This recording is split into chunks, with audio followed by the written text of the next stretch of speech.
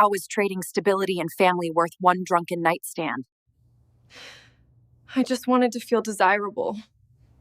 The seats was still warm when Logan Price scraped it from the leather seats at 2:47 a.m. Third time this month, some corporate executive had painted the inside of his limo with expensive whiskey and whatever passed for dinner at Morton's. The smell hit him like a slap, but Logan kept scrubbing. 23 years cleaning other people's messes, and he'd learned to breathe through his mouth. His phone buzzed. Marissa, again. Working late again? The text felt cold even through the screen. Logan didn't reply. He'd stopped trying to explain that late-night calls paid the bills. Their bills. The mortgage on the house she'd insisted they couldn't afford. The credit cards she maxed every month at Target and Nordstrom Rack. He finished the job at 3:15 a.m. and drove home through empty streets. The house was dark, except for the blue glow leaking from their bedroom window. Marissa was probably scrolling Instagram, looking at other people's perfect lives while ignoring her own. The garage door opened with its familiar groan.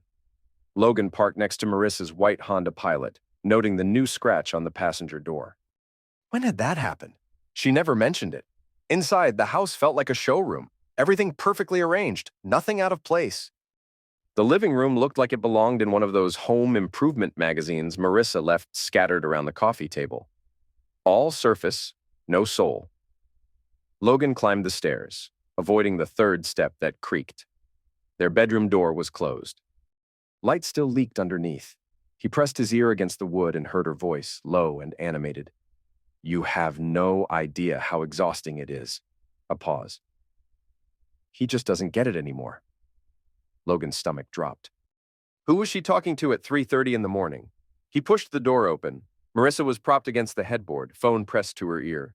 She looked up, startled, and quickly said, I have to go. He's home. Who was that? Logan asked, setting his keys on the dresser.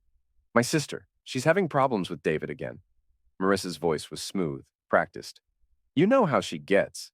Logan nodded, but something felt off. Marissa's sister lived in Phoenix. 3-hour time difference. What kind of problems couldn't wait until morning? The next day started like every other. Logan left for the shop at 6 a.m. Marissa was still in bed, auburn hair spread across the pillow like spilled wine. She'd always been beautiful, the kind of woman who turned heads in grocery stores and made other wives feel inadequate. Logan used to feel proud walking beside her. Now he mostly felt tired. The detailing shop sat in a strip mall between a dry cleaner and a Mexican restaurant. Price detailing. Since 2011. The sign needed repainting, but Logan couldn't afford it. Business was steady, but not spectacular.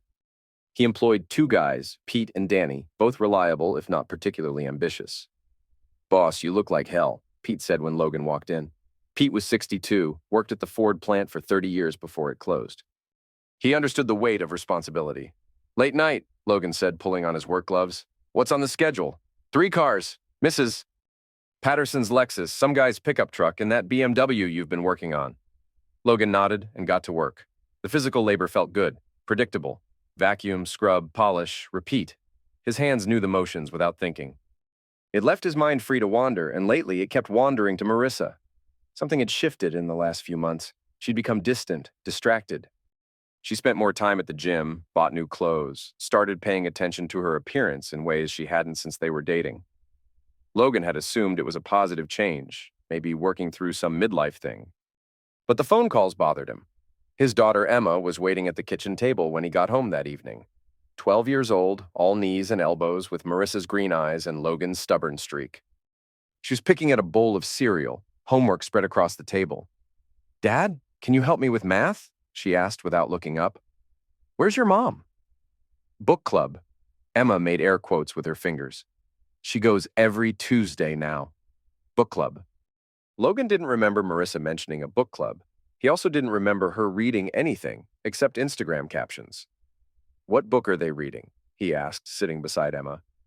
I don't know. She never talks about books. Emma looked up. She just gets dressed up and leaves. Dressed up for book club. Logan filed that information away and focused on Emma's math homework. Long division. At least some problems had clear solutions. Later that night, Logan lay in bed staring at the ceiling. Marissa hadn't come home until after 10. She'd kissed his forehead and mumbled something about traffic, but she smelled like cologne, not her usual perfume. Something masculine and expensive. His phone buzzed, a text from an unknown number. "Is your wife seeing someone named Chase? Because he's screwing up my life too." Logan's heart hammered. He read the message 3 times before responding. "Who is this?" "Someone who needs to talk. Tomorrow. Coffee shop on Main Street. 2 p.m. Logan stared at the ceiling until dawn. The coffee shop was nearly empty at 2 p.m. Logan sat in the back corner, nursing a black coffee and watching the door. He'd almost convinced himself not to come. Almost. The woman who walked in was nothing like Marissa. Short, athletic, with dark hair pulled back in a messy ponytail. She wore scrubs and looked like she'd just finished a long shift. Her eyes swept the room until they found Logan. "You must be the husband," she said, sliding into the booth across from him. Logan Price. "Sasha Winfield. I used to be married to Chase." She emphasized "used to" like spitting out something bitter. "I don't know anyone named Chase." Sasha pulled out her phone and showed him a photo. Tall guy, perfect teeth, the kind of abs that belonged in fitness magazines. Logan had never seen him before, but something about the smile looked familiar. "Chase Winfield, personal trainer, nutrition coach, Instagram influencer. Also a lying, cheating piece of garbage who destroyed my marriage." Sasha's voice was calm, but her knuckles were white around her coffee cup. "I still don't understand what this has to do with me." Sasha scrolled through her phone and showed him another photo. Chase at some restaurant, arm around a woman with auburn hair. The woman was laughing, head thrown back, looking happier than Logan had seen her in months. Marissa. "That's my wife," Logan said quietly. "That's my ex-husband. Well, soon-to-be ex-husband. The divorce isn't final yet, but Chase has been busy making sure I understand where I stand." Logan stared at the photo. Marissa was wearing a dress he'd never seen before. Something expensive looking, the kind of thing she'd claim they couldn't afford. "How long?" he asked. "I started suspecting about 2 months ago. Confirmed it last week when I followed him to that new gym downtown. Your wife was there." They weren't exactly subtle. 2 months. Logan thought about the late-night phone calls, the book club, the new clothes. All of it suddenly made sense. "What do you want from me?" he asked. Sasha leaned forward. "I want to destroy him, completely. And I think you might want to help." Logan should have walked away. Should have gone home and confronted Marissa directly. Should have done a lot of things differently. But sitting in that coffee shop, looking at photos of his wife with another man, he felt something he hadn't felt in years. Anger. Pure, clean anger. "Tell me more," he said. Sasha smiled, and Logan realized he'd just made a deal with the devil. Over the next hour, Sasha laid out everything she knew. Chase ran a small personal training business out of Fitness First, the new gym that had opened 6 months ago. He had about 2,000 Instagram followers and made extra money selling protein powder and meal plans. He was also sleeping with at least 3 other women, including the wife of a local dentist. "He's not smart," Sasha explained. "He's just good-looking and confident. Women eat that stuff up." "Including my wife. Including your wife. But here's the thing. Chase is also careless. He keeps everything on his phone, photos, messages, financial records. He's built his whole little kingdom on social media, and that makes him vulnerable." Logan listened, his mind already working. 23 years of running a small business had taught him patience and attention to detail. He knew how to plan, how to execute, how to solve problems. "What exactly are you proposing?" he asked. "I'm proposing we give them exactly what they deserve. Chase loses his business, his reputation, his social media following. Your wife loses her perfect little secret and gets to explain to everyone why her marriage fell apart. And what do we get out of it? Satisfaction. And maybe some peace of mind." Logan thought about Emma, about the house, about the life they'd built together. All of it felt fragile now, like it could shatter with one wrong move. "I need to think about this," he said. "Don't think too long. Chase is planning something. I can feel it. He's getting ready to make a move. Probably wants to leave town with whatever woman he's fixated on now." Sasha stood up, leaving money on the table. "My number's in your phone. Call me when you're ready to stop being a sufferer." Logan sat alone in the coffee shop for another hour, staring at the photos on Sasha's phone. In one of them, Marissa was kissing Chase in the parking lot of the gym. She looked happy. Genuinely happy. Happier than she'd looked with Logan in years. That night, Logan made dinner for Emma while Marissa was at another mysterious appointment. Spaghetti and meatballs from a jar, nothing fancy. They ate in comfortable silence, Emma telling him about her day at school. "Dad, are you and Mom okay?" Emma asked suddenly. Logan looked up from his plate. "Why do you ask?" "You seem sad lately. And Mom's always going somewhere." Kids noticed everything. Logan had forgotten that. "We're fine, sweetheart. Just working through some stuff." Emma nodded, but she didn't look convinced. Marissa came home at 9, checking her phone as she walked through the door. She kissed Logan's cheek absently and headed upstairs. "How was your appointment?" Logan asked. "Boring. Client meeting?" "You know how it is." But Logan didn't know how it was. Marissa's interior design business was mostly decorating friends' houses for parties and helping neighbors rearrange their living rooms. She didn't have clients who required evening meetings. Logan followed her upstairs and found her in the bathroom, washing her hands with unusual intensity. "You smell like the gym," he said casually. Marissa's hands stilled for a moment.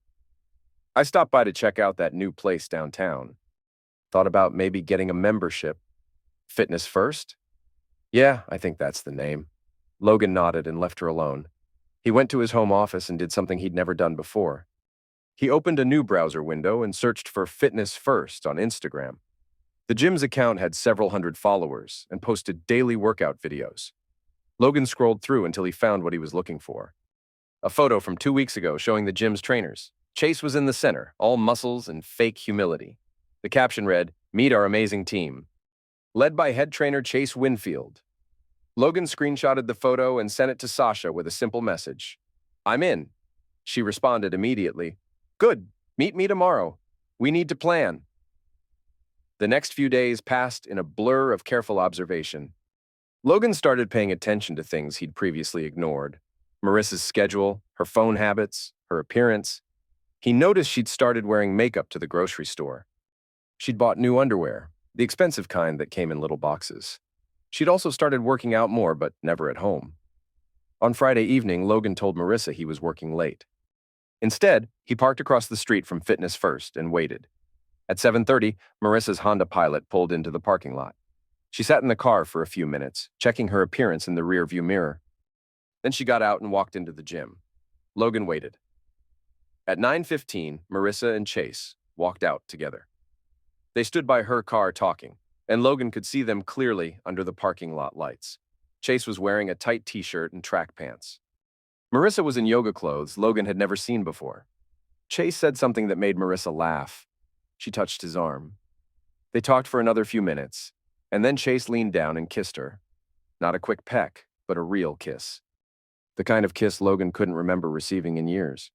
Logan sat in his car watching his wife kiss another man, and something cold settled in his chest. Not anger anymore. Something deeper and more dangerous. He drove home and waited for Marissa to return. She walked in at 10:30, hair slightly messed, makeup smudged. "How was book club?" Logan asked from the couch. "Good. We're reading that new thriller everyone's talking about." "Which one?" Marissa paused, caught off guard. "I can't remember the title. Something about a girl on a train." "Gone Girl?" "Yes, that's it." Logan nodded. Gone Girl had been published over a decade ago. Everyone had read it or seen the movie years ago. But Marissa had never been a good liar. "I'm going to bed," she said, kissing his forehead. "Don't stay up too late." Logan waited until he heard the bedroom door close, then called Sasha. "I saw them together," he said without preamble. "How do you feel?" "Like I want to burn it all down." "Good. Are you ready to hear my plan?" Logan looked around the living room, at the pictures on the walls, at the life they'd built together.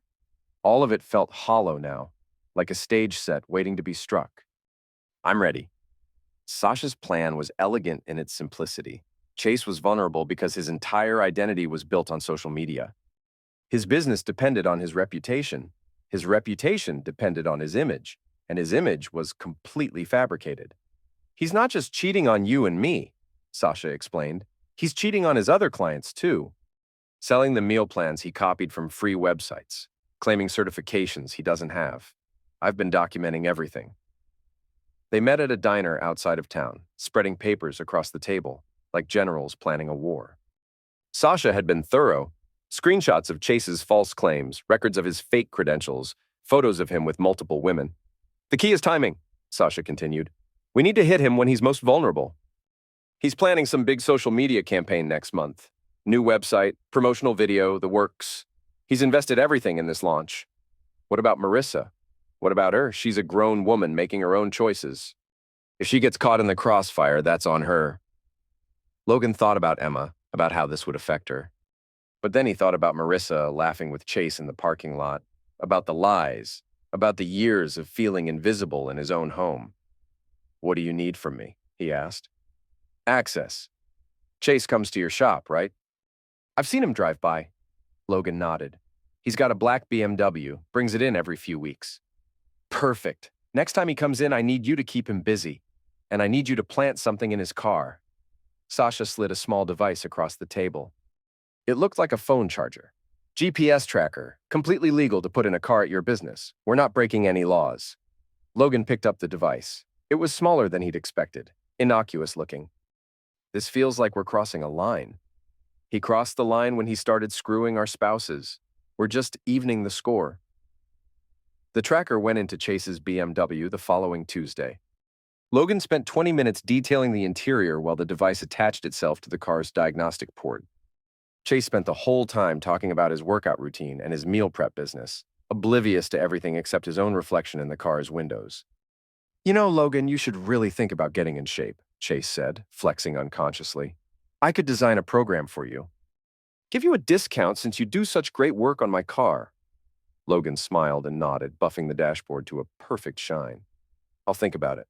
Your wife mentioned you might be interested. She's been making great progress. The casual mention of Marissa made Logan's hand tighten on the microfiber cloth. Chase talked about her like she was just another client, another conquest. There was no emotion in his voice, no acknowledgement that she was a real person with a real family. She's been working hard, Logan said carefully. Oh, she's definitely committed. Very dedicated to her goals. Chase's smile was all teeth. Logan finished the car and watched Chase drive away. The tracker was active within minutes, sending location data to Sasha's phone. Now they could monitor Chase's movements, document his patterns, build a case against him. Over the next 2 weeks, the tracker revealed Chase's real schedule. He wasn't just seeing Marissa. There were regular stops at 3 other locations, all homes in upscale neighborhoods. He was running a small harem of bored wives, each one thinking she was special. Look at this, Sasha said, showing Logan the tracking data. Tuesday afternoon, he's at the Matthews house. Sandra Matthews, married to the guy who owns the Honda dealership. Thursday evening, he's at the Kowalski place. That's the lawyer's wife. And Friday afternoon, he's at your house. Logan stared at the data. Friday afternoon was when he usually did paperwork at the shop. Marissa had been having Chase over to their house, to their bed, while Emma was at school. I want to confront him, Logan said. No, that's exactly what we can't do. The moment we tip our hand, he'll get careful. Maybe leave town, maybe just change his routine. We need to be smarter than that. So what do? We destroy him systematically. First his business, then his reputation, then his ability to do this to anyone else. Sasha had been building a case for weeks. Screenshots of Chase's Instagram posts claiming fake certifications. Records of his meal plans being copied from free websites. Photos of him with multiple women, including timestamps showing he was with different women on the same days. I'm going to submit a complaint to the state licensing board, she explained. He's claiming to be a certified nutritionist, but he never completed the program. That's fraud. Will that be enough? It's just the beginning. Once the complaint is filed, I'll leak the story to the local news. Small-town fitness instructor caught lying about credentials. They'll eat it up. Logan felt a mix of excitement and dread. This was really happening. They were really going to destroy Chase's life. What about Marissa? He asked. What about her? She's an adult. She knows he's married. She knows she's married. If she gets hurt in the process, that's her choice. Logan thought about Emma again, about how this would affect her. But then, he thought about Marissa bringing Chase to their house, to their bed, and the cold feeling in his chest grew stronger. Let's do it, he said. The complaint was filed on a Monday. By Wednesday, the local news had picked up the story. Local fitness instructor under investigation for fraudulent claims. The article was buried on page 3, but it was enough to start rumors. Logan watched Chase's Instagram engagement drop. Comments started appearing on his posts, questioning his credentials, asking if the news story was true. Chase responded with increasingly desperate posts about fake news and jealous competitors. He's panicking, Sasha observed. Look at this. She showed Logan a screenshot of Chase's latest post, a long rambling caption about how successful people always faced criticism, how the media twisted stories, how his clients knew the truth about his expertise. He's making it worse, Logan said. Exactly. The more he protests, the more guilty he looks. And we're just getting started. Phase 2 began the following week. Sasha had created fake social media accounts and begun reaching out to Chase's other women, not to expose them, but to plant seeds of doubt. I'm just asking innocent questions, she explained, commenting on their posts, mentioning how Chase has been spending a lot of time at various locations, nothing accusatory, just observational. Within days, the women started questioning each other. Logan could see the effects when Chase came to the shop for his regular detailing appointment. He was distracted, anxious, constantly checking his phone.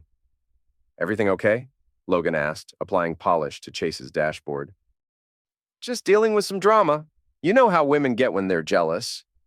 Jealous of what? Chase caught himself. Nothing specific, just people spreading rumors about my business. Logan nodded sympathetically. Small-town gossip. It'll blow over. Yeah, hopefully. I might need to take a break from some of my clients. Focus on the business instead of personal training. Probably a good idea. Chase's phone buzzed with a text. He checked it and his face went pale. Problem? Logan asked. No, just scheduling conflicts. But Logan could see the message preview on Chase's phone. We need to talk. Now! From someone named Sandra Matthews, the Honda dealer's wife. Logan finished the car and watched Chase drive away, phone pressed to his ear. The tracker showed him going straight to the Matthews house, where he stayed for less than 10 minutes before leaving and driving aimlessly around town. Sandra figured it out, Sasha reported later. She confronted him about the other women. He denied it, but she's not stupid. She kicked him out and told him never to contact her again. How do you know? Because Sandra called me. Turns out she's been suspicious for weeks. She hired a private investigator who confirmed everything. She's filing for divorce and wants to make sure her husband knows exactly why. Logan felt a strange mix of satisfaction and dread. Things were moving fast now, maybe too fast. But there was no going back. The next domino fell 2 days later. Logan was at home with Emma when Marissa burst through the door, face flushed with anger. Did you do something to Chase? She demanded. Emma looked up from her homework, confused. Logan kept his voice calm. Who's Chase? Don't play stupid, Logan. Something's happening to him. His business is falling apart. People are saying terrible things about him online. Someone's trying to destroy him. I don't know what you're talking about. Marissa stared at him, searching his face for signs of deception. He thinks it might be his ex-wife. That crazy woman who won't leave him alone. Maybe you should stay away from other people's drama. It's not drama, Logan. It's serious. Someone is deliberately trying to ruin his life. Emma was watching this exchange with growing confusion. Mom, why do you care about some random guy? Marissa's eyes flicked to Emma, then back to Logan. He's a client. I designed his apartment. I thought you didn't take new clients, Logan said. This was a favor. For a friend. The lies were getting more elaborate, more desperate. Logan almost felt sorry for her. Almost. Well, I'm sure he'll figure it out, Logan said. Emma, let's finish your homework. Marissa stood in the doorway for another moment, then stormed upstairs. Logan heard her on the phone, voice low and urgent. She's warning him, Emma said quietly. Logan looked at his daughter, surprised. What do you mean? She's telling him about your conversation. She thinks you know something. Emma was too smart for her own good. Logan made a mental note to be more careful around her. That night, Logan called Sasha. Marissa knows something's wrong. She's suspicious. Good. Let her be suspicious. The more paranoid they get, the more mistakes they'll make. What if she tells him about me? What's she going to tell him? That her husband suspects she's cheating? He already knows that. Chase isn't stupid, Logan. He knows he's playing with fire. So what's the next step? We escalate. It's time to bring everything into the open. Sasha's escalation plan was brutal in its simplicity. She was going to confront Chase publicly, at his gym, during peak hours. She was going to accuse him of everything in front of his clients and staff.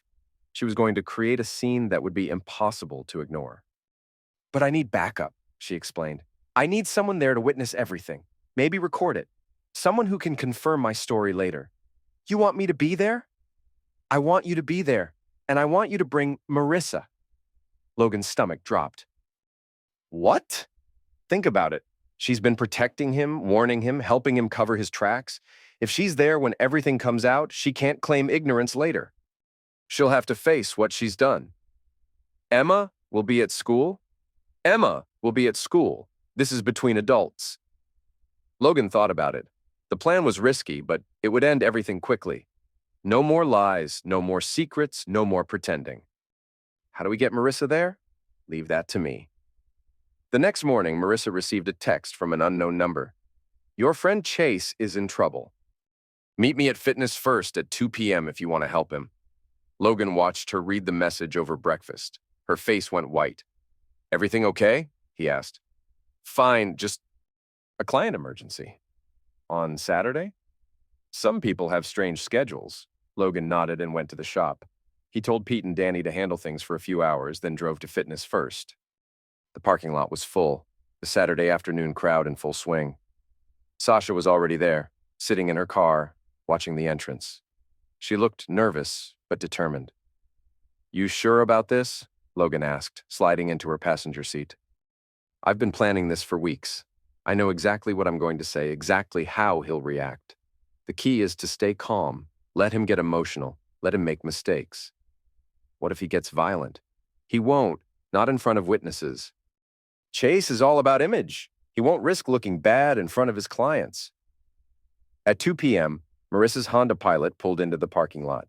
She sat in her car for a moment, checking her phone, then got out and walked into the gym. She's here, Logan said. Good. Give her 5 minutes to find Chase, then we go in. The 5 minutes felt like hours. Logan's heart was pounding, his mouth dry. This was it. After today, everything would be different. Time to go, Sasha said. They walked into the gym together. The main floor was crowded with weekend warriors and serious athletes. Logan spotted Marissa immediately, standing near the free weights, talking to Chase. She looked anxious, gesturing with her hands. Chase saw Sasha coming, and his face went pale.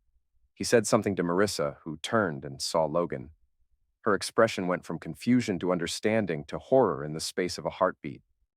Chase Winfield, Sasha said loudly, her voice carrying across the gym. We need to talk. The gym gradually went quiet. People stopped their workouts, sensing drama. I'm with a client, Chase said, his voice tight. You're with my husband's wife, Sasha replied, her voice even louder. Along with several other married women, but we both know that, don't we? Marissa stepped forward. Who are you? I'm Sasha Winfield, Chase's wife. Well, soon-to-be ex-wife. And you are? This is Marissa, Chase said quickly. She's just a client. A client who comes to your house on Friday afternoons while her husband is at work? Sasha's voice was venomous. A client who you've been texting explicit photos to for the past 2 months? Logan watched Marissa's face. She was looking back and forth between Chase and Sasha, pieces clicking into place. You're married? Marissa said to Chase. We're separated, Chase said desperately. I told you that. You told her you were divorced, Sasha corrected. Just like you told Sandra Matthews and Jennifer Kowalski. Different lies for different women. The gym was completely silent now. Everyone was watching, phones coming out to record. This is insane, Chase said. You're stalking me. You're maltreating my clients. Your clients? Sasha laughed bitterly. Is that what you call the married women you're sleeping with? Clients? Marissa was backing away, understanding dawning on her face. You said you were single. You said you'd never been married. Marissa, let me explain. Explain what? Logan spoke for the first time, his voice cutting through the tension. Explain how you've been coming to my house while I'm at work. Explain how you've been sleeping with my wife in my bed. Chase's face went from pale to red. Who the hell are you? I'm her husband, the one she's been lying to for months. The gym erupted in whispers. Phones were definitely recording now. Logan could see the gym staff looking uncomfortable, unsure whether to intervene. This is a private matter, Chase said, trying to regain control. You all need to leave. No, Sasha said firmly. This is a public matter. You've been lying to everyone. Your clients, your customers, your wife. You've been claiming fake credentials, copying meal plans from free websites, charging people for expertise you don't have. That's not true.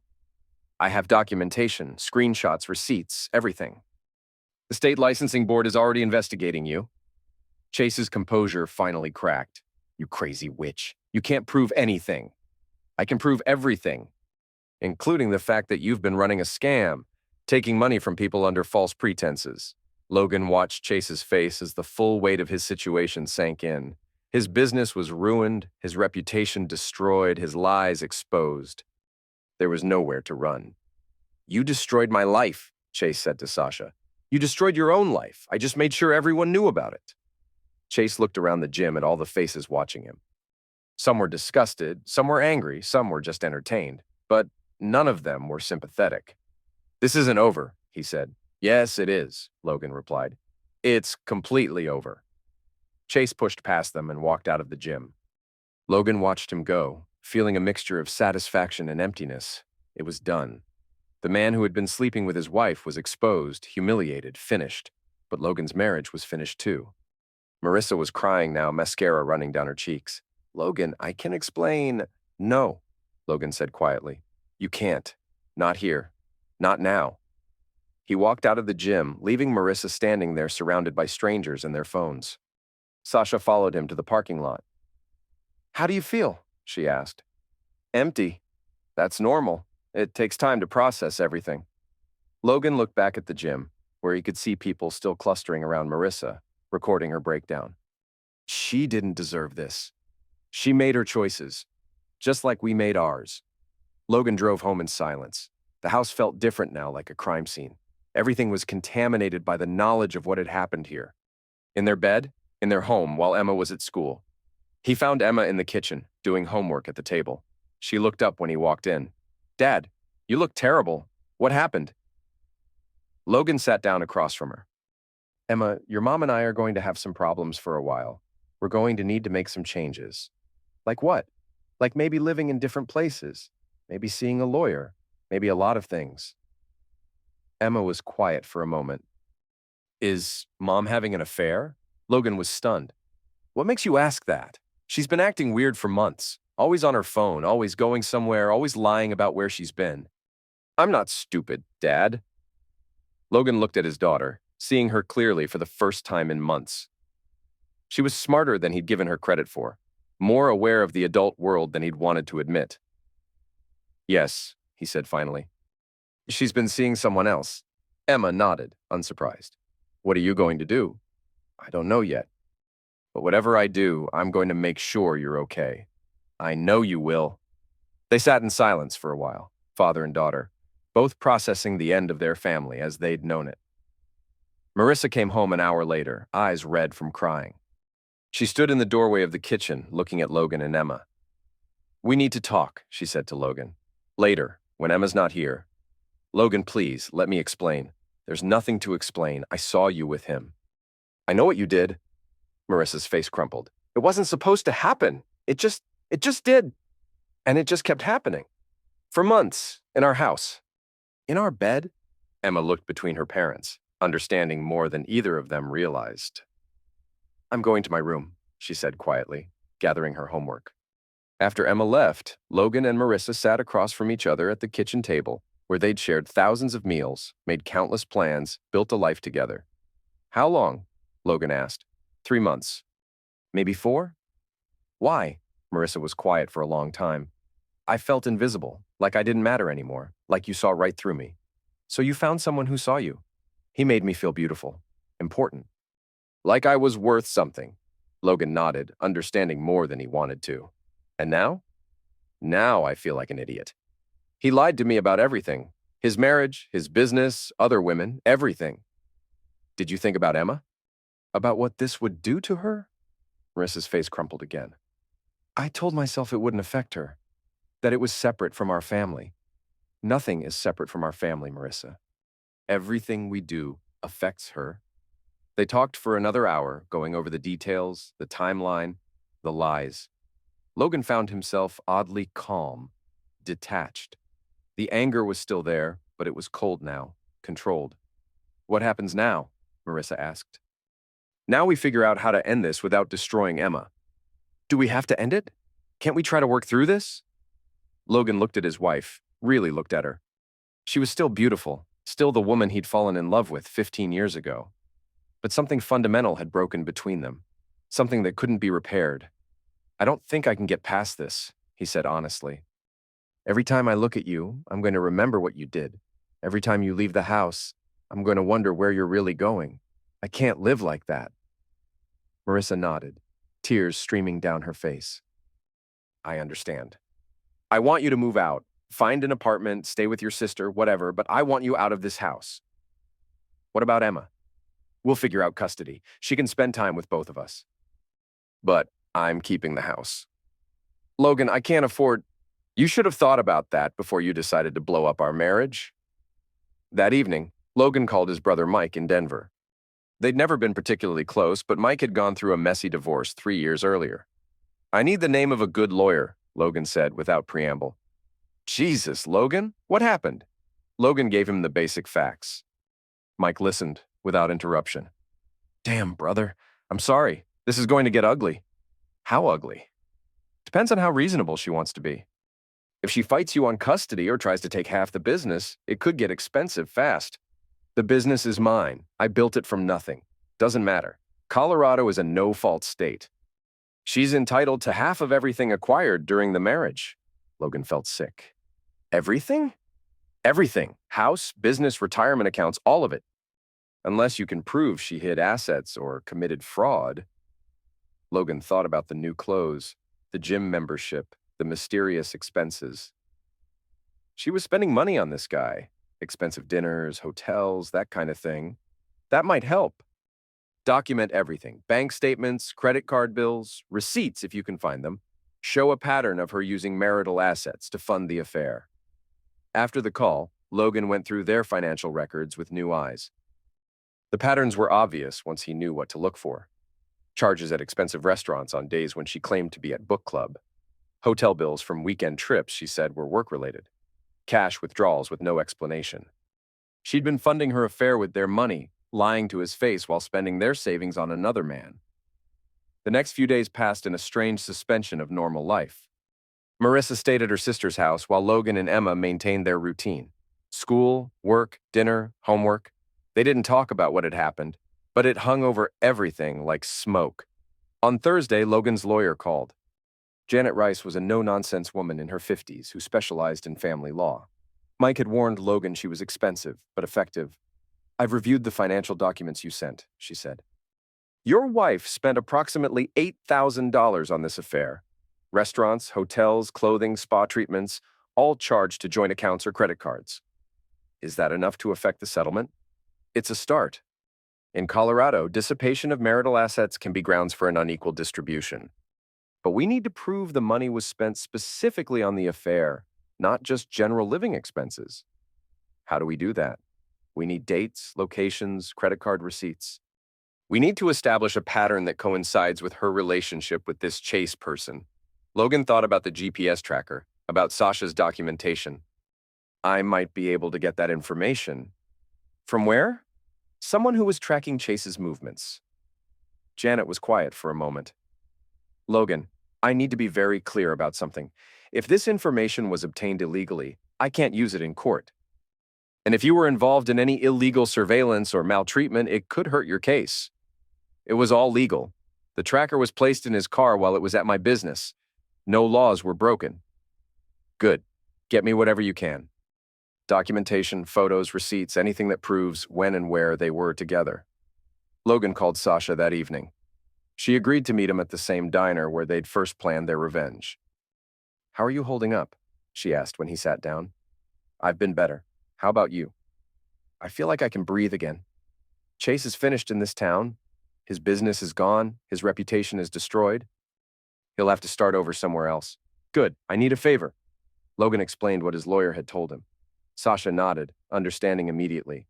I have everything: GPS data, timestamps, photos. I can prove exactly when they were together and where they went. My lawyer says it has to be legally obtained. It is. The tracker was placed legally. The photos were taken in public places. Everything we did was above board. Sasha handed him a thick folder. This is copies of everything: bank records, GPS data, photos, social media screenshots. It's all dated and organized. Logan flipped through the folder. It was comprehensive, devastating. Sasha had documented every aspect of Chase's affair with multiple women, including precise details of his relationship with Marissa. Why are you helping me? Logan asked. Because you helped me. And because Marissa knew he was married, she made her choice. The information Sasha provided was more than Logan had hoped for. Janet Rice was impressed by the thoroughness of the documentation. This is excellent, she said, reviewing the files. We can prove exactly when the affair started, how much money was spent, even the specific dates of hotel visits. This will definitely support an argument for unequal distribution. What does that mean in practical terms? It means instead of splitting everything 50-50, you might get 60-40 or even 70-30 in your favor. Enough to keep your business and most of your retirement savings. Logan felt a weight lift from his shoulders. He wouldn't lose everything after all. The divorce proceedings moved quickly. Marissa's lawyer advised her to accept a settlement rather than fight in court. The evidence against her was overwhelming, and a public trial would only make things worse. 6 months after that scene at the gym, Logan signed the final papers. Marissa got the Honda Pilot, some furniture, and 30% of their shared assets. Logan kept the house, the business, and custody of Emma during the school year. Marissa would have her for summers and alternating holidays. Emma handled the transition better than Logan had expected. She was sad about the divorce, but not surprised. She'd seen it coming long before either of her parents had admitted it to themselves. "Are you okay, Dad?" she asked one evening as they ate dinner in their quiet house. "I'm getting there. Are you okay?" "Yeah. I mean, it sucks that you and Mom couldn't work it out. But it's better than listening to you guys pretend everything was fine." Logan looked at his daughter with new respect. "When did you get so wise?" "I've always been wise. You just never asked my opinion before." Chase left town 2 weeks after the gym confrontation. His business collapsed, his reputation was destroyed, and several of his former clients were considering legal action. He packed up his BMW and disappeared one night, leaving only a forwarded address at a post office box in Phoenix. Sasha's divorce was finalized a month after Logan's. She kept their house and got a substantial settlement based on Chase's fraudulent business practices and infidelity. She seemed genuinely happy for the first time since Logan had met her. "Any regrets?" she asked when they ran into each other at the grocery store. "Some," Logan admitted. "I keep thinking about whether we could have handled it differently." "You mean with less public humiliation?" "Maybe. For Emma's sake." Sasha nodded. "Kids are resilient, and she's better off knowing the truth than living with lies." Logan had started dating again, tentatively. Nothing serious, just coffee dates and casual dinners. It felt strange after 15 years of marriage, but also liberating. He was rediscovering who he was outside of his relationship with Marissa. Marissa had moved to Denver, where she was trying to rebuild her interior design business. She called Emma every few days and visited when she could. The conversations between Logan and Marissa were civil but distant. They would never be friends, but they could coexist for Emma's sake. 1 year after the divorce was finalized, Logan received an unexpected call. It was Chase. "I know you probably don't want to hear from me," Chase said, "but I wanted to apologize." Logan was silent, unsure how to respond. "What I did was wrong," Chase continued. "To you, to my wife, to all the women I lied to. I destroyed a lot of lives, including my own." "Why are you calling me?" "Because I'm in therapy now, trying to figure out why I did what I did. Part of the process is making amends to the people I hurt." Logan thought about hanging up. He didn't owe Chase anything, didn't need his apology or his explanations. "I'm not looking for forgiveness," Chase said. "I know I don't deserve that. I just wanted you to know that I understand what I took from you, and I'm sorry." "Okay," Logan said finally. "Thank you for calling." He hung up and never heard from Chase again. 2 years after the divorce, Logan was closing up the shop when a familiar car pulled into the parking lot. For a moment, his heart jumped, thinking it was Marissa. But the woman who got out was younger, with short blonde hair and a confident stride. "Are you Logan Price?" she asked. "Yes, can I help you?" "My name is Rebecca Martinez. I'm a reporter with the Denver Post. I'm working on a story about romance scams and online fraud. Your ex-wife gave me your name." Logan's stomach tightened. "What kind of story?" "I'm investigating Chase Winfield. Turns out his pattern of behavior didn't stop when he left Colorado. He's been running similar scams in Arizona, California, and Nevada." "Multiple women, fake credentials, fraudulent business practices. The FBI is building a case against him." Logan was stunned. "The FBI?"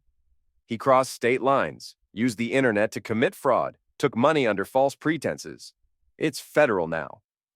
"I wanted to ask you about your experience with him, get your perspective on how he operated." Logan thought about it. Part of him wanted to put the whole thing behind him, never think about Chase again. But another part of him wanted to make sure Chase couldn't hurt anyone else. "What do you need to know?" he asked. The interview took 2 hours. Rebecca was thorough, professional, and clearly well-informed about Chase's methods. She already had testimony from a dozen other sufferers, financial records, and evidence of an organized pattern of fraud spanning multiple states. "Your case was particularly important," she explained, "because you and your ex-wife's friend Sasha documented everything so thoroughly.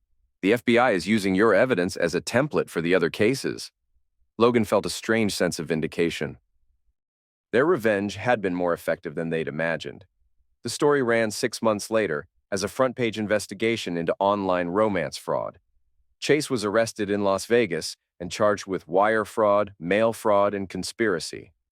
The article detailed his methods, his sufferers, and the trail of destruction he'd left across 4 states.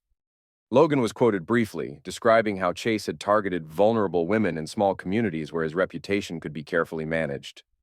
The article didn't mention the public confrontation at the gym or the details of Logan's divorce, focusing instead on the broader pattern of Chase's crimes. Emma, now 15 and increasingly interested in current events, read the article online. "Dad, this guy sounds like a real psychopath," she said at dinner. "He was very good at manipulating people," Logan replied. "That's what made him dangerous." "Are you glad he got arrested?" Logan thought about it. "I'm glad he can't hurt anyone else." "Do you think Mom knew how bad he was?" "I think she knew he was married. Beyond that, I don't know what she knew or when she knew it." Emma nodded, processing this. "I'm proud of you for helping stop him. I didn't do it to be a hero. I did it because I was angry. But it still helped people. Sometimes doing the right thing happens for the wrong reasons." Logan looked at his daughter, amazed by her insight. "When did you become so philosophical?" "High school. We're reading a lot of books about moral complexity."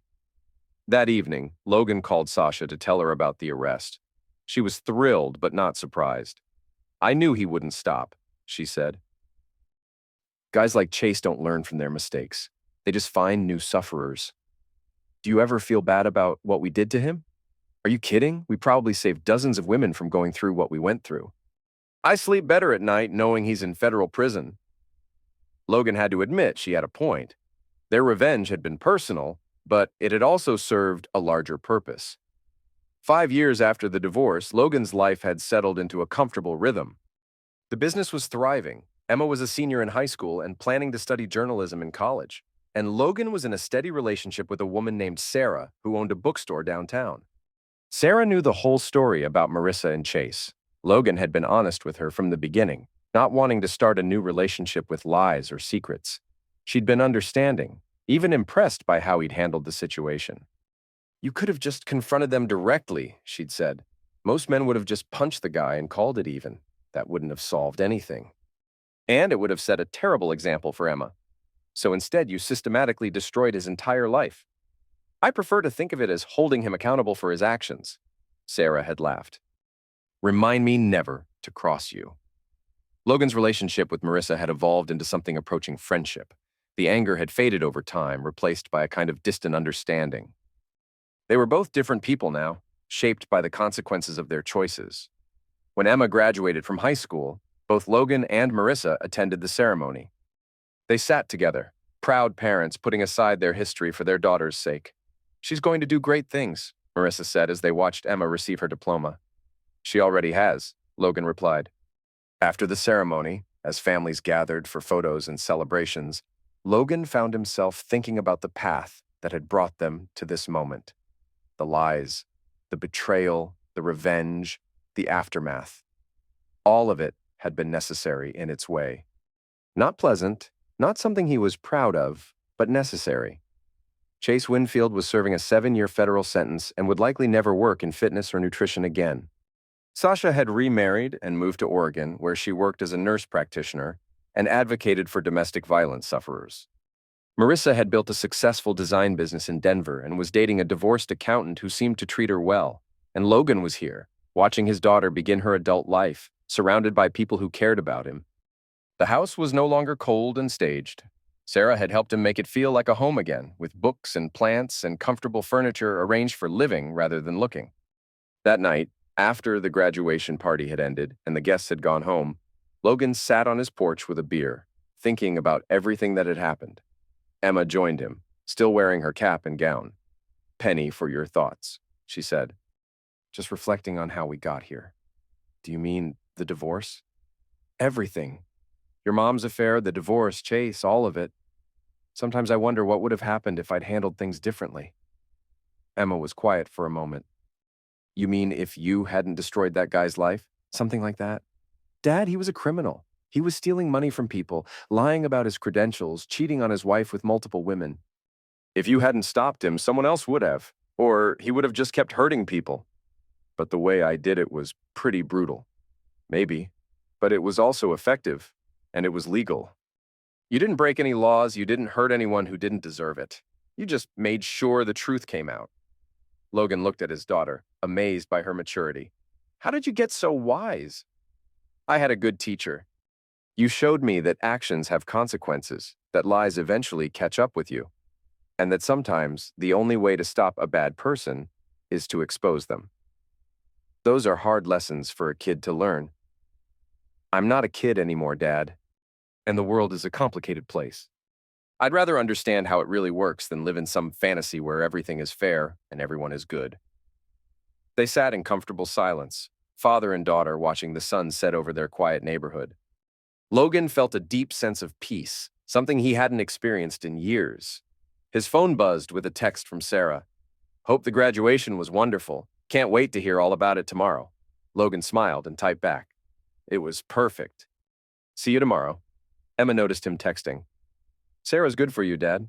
"Yeah, she is." "Are you going to marry her?" Logan laughed. "I don't know, maybe. We're taking things slow." "Good. You deserve to be happy." "So do you." "And your mom." Emma nodded. "I know, and we all are in our own ways. It just took a while to get here." As the stars came out, Logan thought about the choices that had led to this moment. He'd chosen revenge over reconciliation, exposure over forgiveness, justice over mercy. Some people might call those the wrong choices.